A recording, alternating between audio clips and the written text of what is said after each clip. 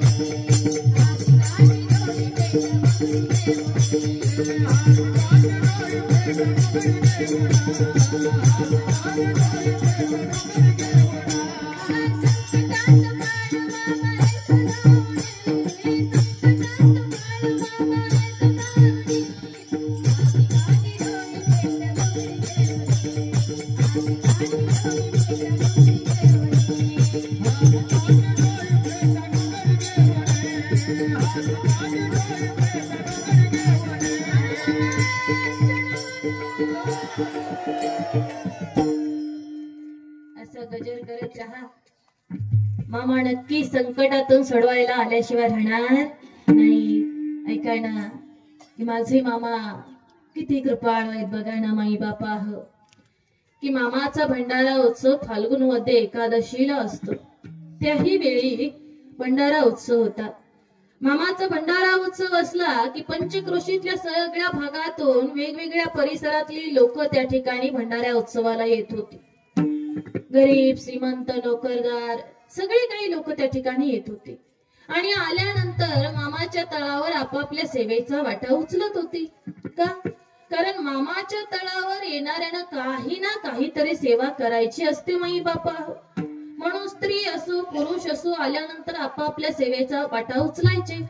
तळावर मुक्कामाला राहायचे. मुक्कामाला राहिलं की रात्री महिला एका बाजूला झोपायच्या, पुरुष मंडळी एका बाजूला झोपायचे. लहानी मुलं महिलांच्या जवळ असायची. त्यावेळी असंच झालं. सगळे आल्यानंतर मुक्कामाला थांबले. रात्री पुरुष मंडळी एका बाजूला झोपले, महिला मंडळी एका बाजूला झोपले, लहानी मुलं त्यांच्या जवळ झोपली. मात्र मध्यरात्री जेव्हा सगळेजण गाढ झोपीमध्ये होते त्यावेळी मामांच्या तळावर एक चोर होता. तो चोर उठला. त्या चोरानं एका माऊलीच्या गळ्यातली 22 पुतळ्याची सोन्याची माळ चोरली. त्याचं घर तळाच्या जवळच होतं. घरी गेला. घरामध्ये गाडग्याची उतरंड होती. त्या गाडग्याच्या उतरंडीमध्ये सगळ्यात खालच्या गाडग्यामध्ये ती 22 पुतळ्याची सोन्याची माळ लपवून ठेवली आणि पुन्हा तळावर येऊन बसला. जणू काय मी काय केलंच नाही. सकाळी ती माऊली उठली, गळ्यामध्ये बघितलं तर 22 पुतळ्याची सोन्याची माळ चोरीला गेली. ती माऊली उठली अशी 30-35 वर्षाची होती, मंडपामध्ये आली आणि मामाच्या पुढे येऊन छाती पडू पडू घेऊ घेऊ रडायला लागली, ओरडायला लागली. मामाला म्हणू लागली की ए धनगरा, तुझ्या भंडाऱ्या उत्सवाच्या यात्रेला आले म्हणून माझी 22 पुतळ्याची सोन्याची माळ चोरीला गेली, आता माझी माळ तूच भरून द्यायची. काय म्हणू लागली मामाला, ए धनगरा, तुझ्या भंडाऱ्या उत्सवाच्या यात्रेला आले ना म्हणून माझी 22 पुतळ्याची माळ चोरीला गेली, आता माझी माळ तू भरून द्यायची बघ. ओरडू लागली, रडू लागली. मामा समजावत होते. मामा म्हणाले तिला, हे चटकी रडू नकस. पण किती समजावलं तरी एकदा चालू झालेला भोंगा लगे लगे शांत बसत नाही. किती समजावलं तरी गप्पच बसेना. तिचा मालक आला, नवरा आला, त्यानं समजावलं, मग शांत झाली. मामाने विचार केला, आजपर्यंत एवढे भंडारा उत्सव झाले पण तळावर असा चोरीचा प्रकार कधी घडला नाही. आज असं चोरीचा प्रकार घडला म्हणून मामा उभा राहिल्या ठिकाणीच पांडुरंगाला हात जोडतात आणि म्हणतात, हे पांडुरंगा, सोडव बाबा या कात्रीतून तुम्हाला. काय म्हणतात, हे पांडुरंगा, सोडव बाबा या कात्रीतून तुम्हाला. आता लक्षात घ्या माई बापा, मामा म्हणजे कोण आहेत? भगवान शिव. मामा म्हणजे कोण आहेत? भगवान शिव, देवादिदेव महादेव हर आहेत. मग मामामध्ये पांडुरंग परमात्म्यामध्ये फरक आहे का? हरामध्ये आणि हरीमध्ये भेद आहे का? हरिहरा भेद, हरिहरा भेद,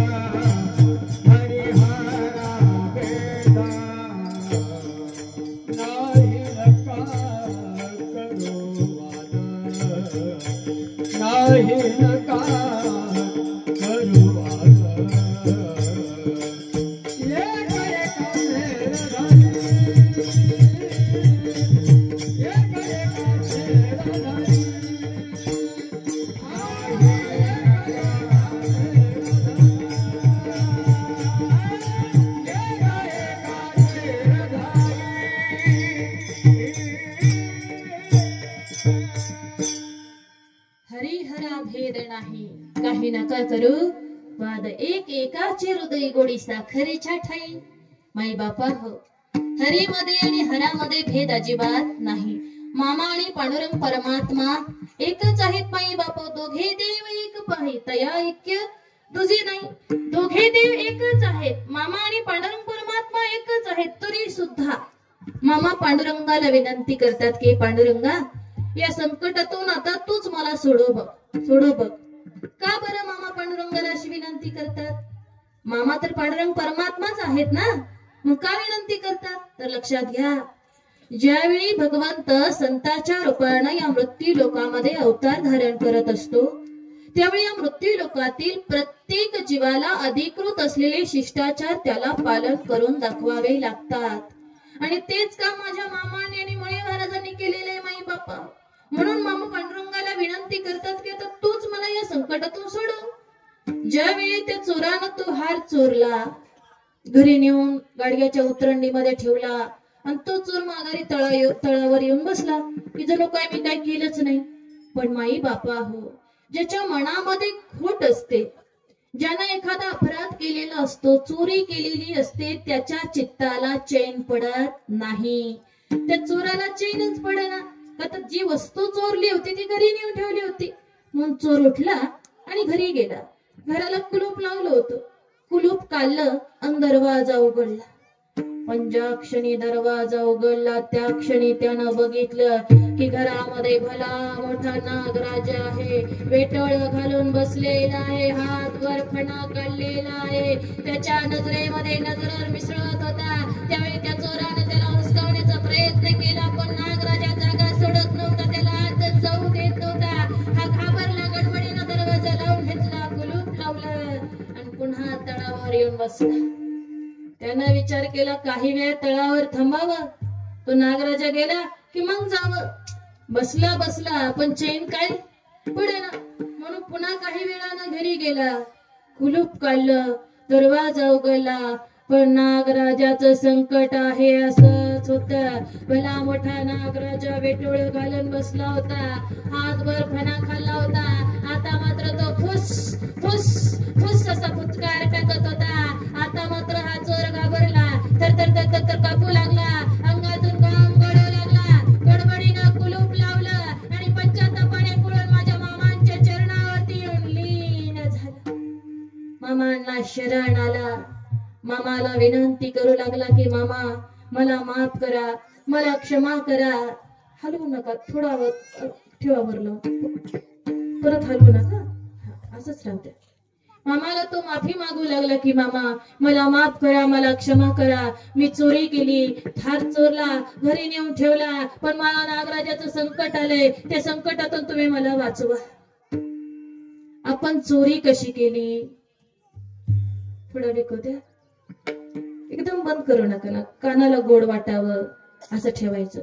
तुम्ही रोज लावताना सिस्टीम गोड आहे, सिस्टीम तुमची अतिशय सुंदर आहे. मामाला त्यानं सगळं सांगितलं, चोरी कशी केली, आपण हार घरी नेऊन कसा ठेवला, नागराजाचं संकट आपल्यावर कसं आलं, सगळं काही त्यानं सगळं काही त्यानं मामाला सांगितलं. ज्यावेळी मामाला सांगत होता त्यावेळी सगळे तळावरची मंडळी होते. ज्यावेळी सगळ्यांना त्यानं सांगितलेली कबुली ऐकली तेव्हा सगळ्यांना आश्चर्य वाटलं. मामाने सगळ्याच्या देखत त्याला सांगितलं, तू हार चोरलाय ना, घरी नेऊन ठेवलाय ना, जा घरी ठेवलेला हार घेऊन ये. हा म्हणतो मामा, पाया पडतो मामा, विनंती करतो मामा, घरी दारात नागराजा बसलाय मामा, त्याच्या संकट तुम्हाला फक्त तुम्ही सोडवू शकता मामा, मी काय घरी जात नाही. मामा हातामध्ये भंडारा घेतात, त्याच्या घराच्या दिशेने टाकतात आणि मग म्हणतात, ए नागराजा जा बाबा. त्या नागराजाला जायला सांगतात. ज्यावेळी नागराजाला जायला सांगतात त्यावेळी पुन्हा त्या चोराला म्हणतात, जा आणि आता हार घेऊन ये. हा म्हणतो, नाही मामा, मला त्याची भीती वाटते, तू दारातच थांबतो, मी दोनदा जाऊन आलोय, तिथंच बसलेला असतो, आता काय मी जाणार नाही. त्यावेळी मामा 2-4 शिवेकरी त्याच्या बरोबर देतात, हातामध्ये काठ्या कुऱ्हाडी भली मोठी बॅटरी देतात घरात बघायला. आणि मग हा त्या दोघा चौघा सेवेकऱ्याला घेऊन घरी जातो. पहिल्यांदा धटपणाने गेला होता, आता दोघं चौघ बरोबर होते तरी दपकत दपकत चालला होता. गेला, हळूच कुलूप उघडला, दरवाजा उघडला, बघतो तर काय समोर नागराजा नव्हता. बॅटरीने घरात सगळीकडे बघितलं, कुठंच नागराजा नव्हता. त्यावेळी गाडग्याच्या उतरणीमध्ये ठेवलेला तो हार त्यानं घेतला आणि हार घेऊन मामाच्या तळावर आला असं त्यानं तो हार मामाच्या चरणावरती ठेवला. आणि मग तो चोर मामाला म्हणू लागला की मामा, मी अपराध केलाय, मी चूक केली मामा, मला शिक्षा करा, मला शिक्षा करा, मला शिक्षा करा. आता हा शिक्षा करा म्हणत होता. मामाच्या हातात भली मोठी काठी. मामाने काठी उचलली, अशी 3 ठोके त्याच्या पाठीवर टाकले, रप रप रप. ठोके टाकून मग मामा त्या चोराला म्हणतात, तुला काय आई बहीण आहे का नाही रे? दुसऱ्याच्या आई बहिणीच्या गळ्यातलं सोनं चोरताना तुला काय वाटतं बिटतं की नाही? आजपासून चोरी काय करायची नाही, लबाडी करायची नाही. त्या चोराला असं सांगत तोपर्यंत तळावर दुसऱ्या व्यक्तीने माईक मध्ये पुकरून सांगितलं की रात्री ज्या माऊलीची हार चोरीला गेला होता तो हार सापडलेला आहे, तिने यावं आपला हार घेऊन जावं. सांगितलं की ती माऊली आली की मामाने त्या चोराला सांगितलं, हे बघ, ही माळ 22 पुतळेची, हा सोन्याचा हार तू स्वतः त्या माऊलीच्या गळ्यामध्ये घालायचा. ती माऊली आजपासून तुझी बहीण आहे. तुझ्या बायकोला तिची वटी भरायला सांग, तिला हळदी कुंकू लावायला सांग. चोराच्या बायकोने तसंच केलं, तिची वटी भरली, हळदी कुंकू लावलं आणि त्या चोरानं स्वतः तो चोरलेला हार त्या माऊलीच्या गळ्यामध्ये घातला. आणि त्या ठिकाणी एक नवीन नातं उदयाला आलं, बहीण आणि भावाच. त्यावेळी या चोराला पश्चाताप झालेला होता. पश्चातापाने पळून हा चोर पुन्हा माझ्या मामाच्या चरणी नतमस्तक झाला. मामाला शरण गेला आणि म्हणू लागला, मामा मला माफ करा, मला क्षमा करा, माझा उद्धार करा. आता या भगवंताला काय माहिती नसतं, माई बाप सगळं माहिती असतं. अंतःकरणात काय चाललंय हे सगळं देवाला कळतं.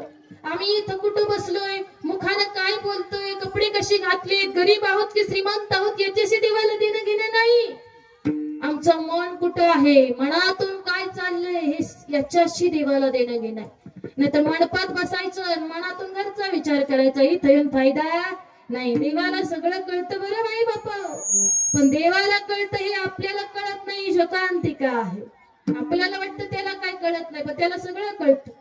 त्या चोराच्या मनातला शुद्ध भाव, त्याला झालेला पश्चाताप माझ्या मामाने जाणला माई बापा.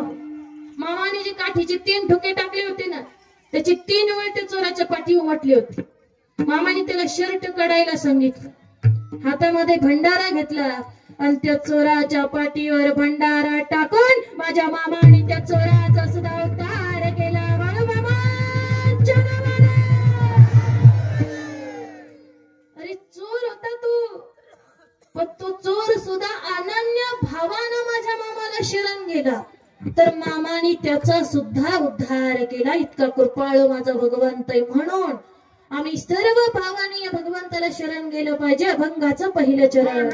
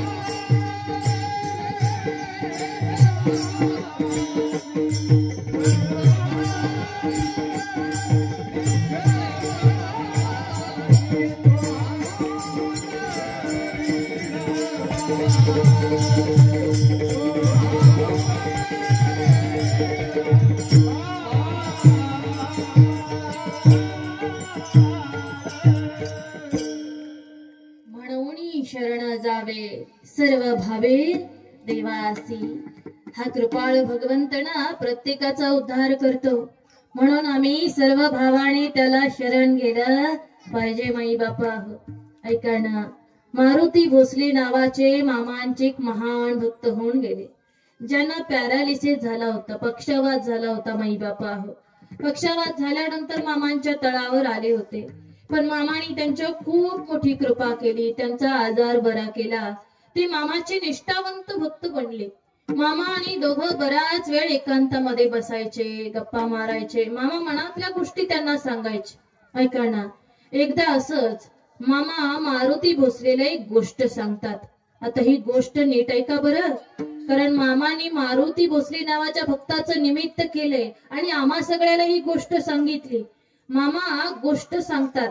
मामा म्हणतात, एक माणूस होता, त्या माणसानं भूताची तपश्चर्या केली आणि भूताला प्रसन्न करून घेतली. आता माणसं देवाची तपश्चर्या करतात, देवाला प्रसन्न करून घेतात.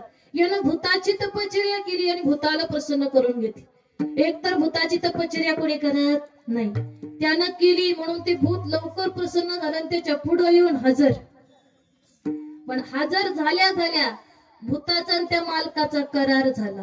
त्या भूतानं त्या मालकाला सांगितलं की मालक, तुम्ही सांगितलेली सगळी कामं मी करणार, पण जर तुम्ही मला काम न सांगता रिकामं ठेवलं, बिनकामाचं ठेवलं, तर मी तुम्हालाच खाणार. झाली ना पंचायत.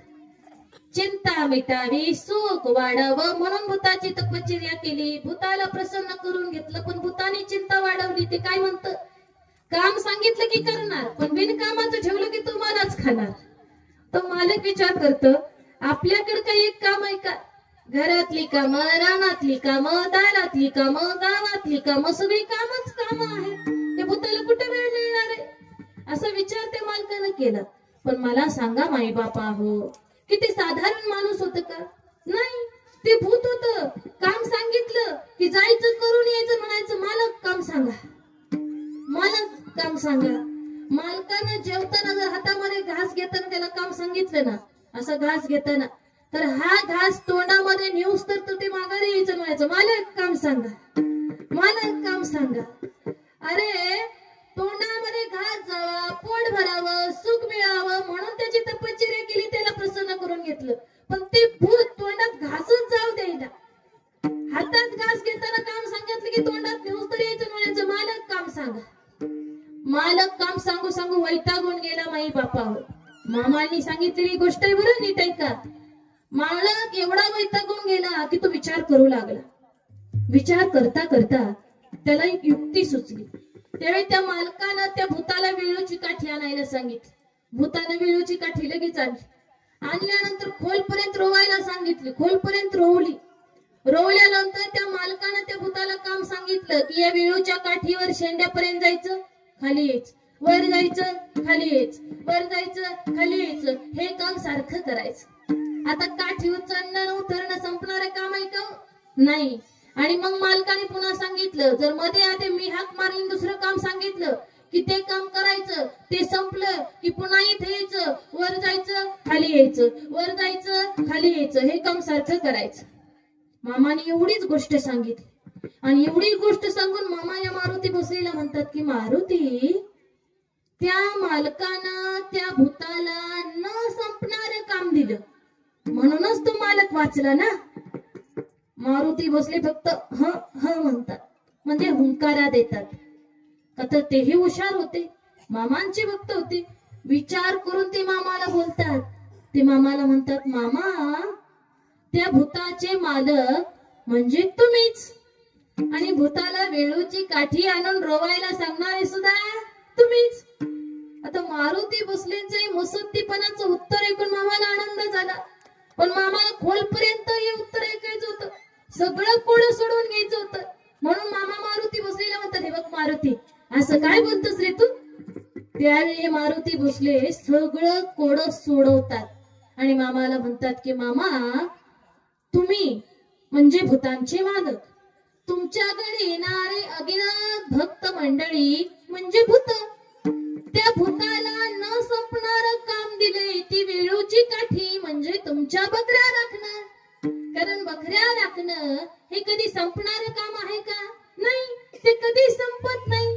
बकऱ्या राखणं म्हणजे वेळूची काठी. एवढं सांगितलं की मामा एवढ्या कौतुकानं ऐकू लागले माई बाप्पा, हो या कोड किती चांगल्या प्रकारे सोडवतोय. पुढे सांगू लागले की मामा, तुमच्या तळावर अगिनत भक्त मंडळी येतात.